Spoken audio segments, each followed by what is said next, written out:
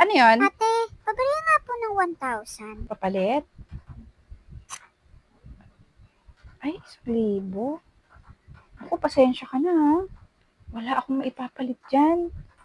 Kasi, naipamili ko na kahapon. Ano ba yan, te? Ang hirap naman magpapalit sa'yo. Ayaw mo din bariyahan kapag bumibili. Marunong ka pa sa akin. Ba may-ari ng tindahan?